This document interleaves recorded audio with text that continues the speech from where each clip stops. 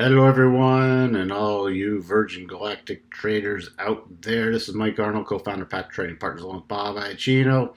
Inside day, going to be super fast video because there's not much to talk about. But tomorrow we're still watching yesterday's high and low. We're essentially playing it the same way.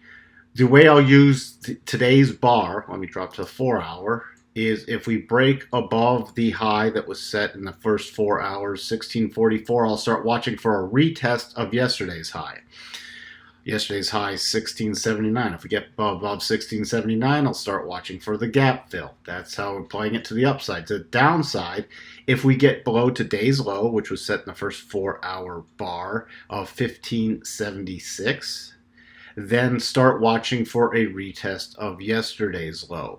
If you want to fine tune that anymore, you can go down to shorter time frames and use some Gann projections, but that's the way we'll be watching it going into tomorrow.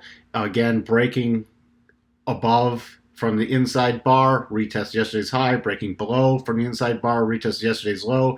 Below yesterday's low, then we're watching for a retest of 1461. Above yesterday's high, we're watching for the gap fill. That's really all there is to it, and we'll talk to everyone soon. Bye for now.